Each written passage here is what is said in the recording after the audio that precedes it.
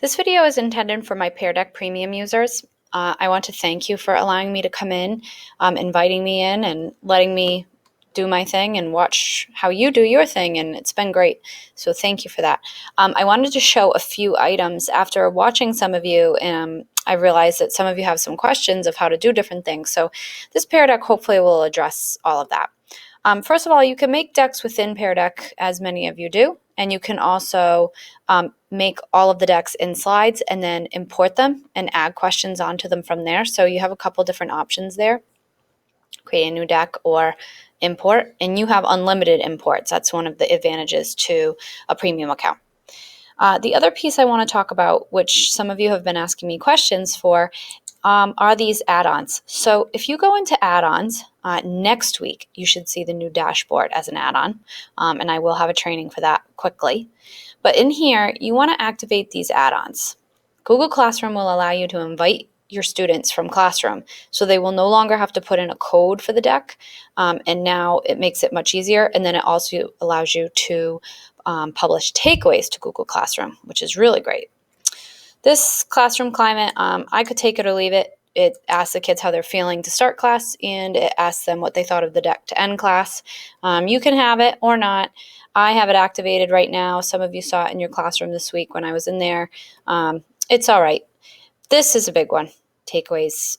If you have this activated, you have the option now to publish your deck as what's called a takeaway.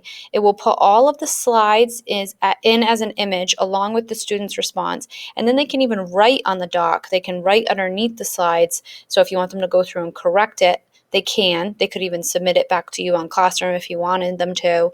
There's a lot of options here. So if you haven't used takeaways yet, this is huge. Now let's talk about how to do these things now that I've showed you the add-ons. From sessions, here, once you end your session, once you end the deck, you have the option here to publish the takeaway. So you would end the session from class. Sometimes when you end it on the screen when it's running, it even gives you the option to publish the takeaway there. If you don't use that, you can simply go to your sessions, look at the ones that are ended, and you would hit takeaways, you would hit classroom, and then you would choose the classroom you're going to publish it to. This is why you need classroom activated.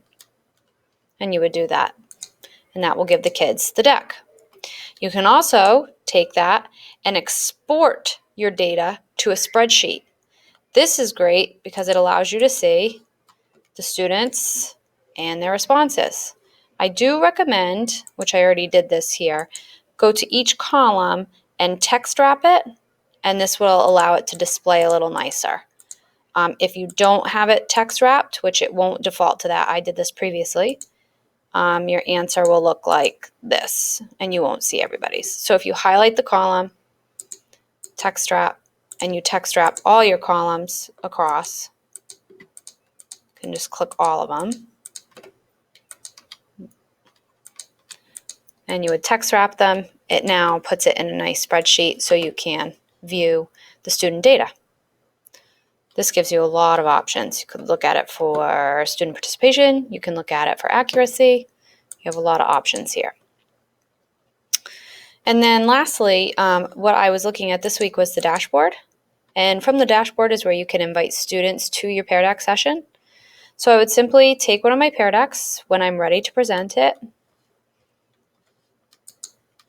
Start presenting. It does have to be a PearDeck that is yours. So if you share decks, you would need to make a copy and have it as yours. And you can notice this one, the kids did rate it with that classroom climate.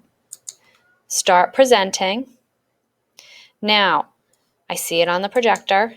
I want to open the dashboard in a new tab. You can still have it in a new tab and on another device, and I'll show you that. In a new tab here, and I have the new dash, which you will have soon, I would simply click students, and then I think on the old dash you would click it from here, invite a class, or you might even see it here in the middle.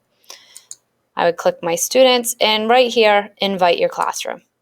And now I go pick the classroom that I'm presenting it to, and instead of the kids having to put in a code, they would simply just hit join, When they go to PearDeck, they'll see the deck there and they would just hit join. And this is great because if they get booted, they don't have to put the code back in. Now, if you want to open up the Dash on another device, and this is really nice because now your Dash is going to show you the slide with the response here. And the students here, you'll see if you invite them from Classroom. And it's got a lot of great features that I'll show you next week.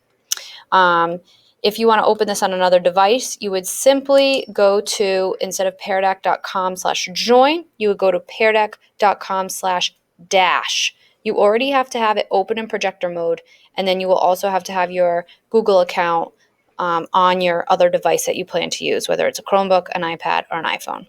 And that allows you to control the deck from another place in your classroom, and you can view the Dash while the kids are learning. So I hope this helps, and I look forward to seeing you soon to talk about the new dashboard. Thanks.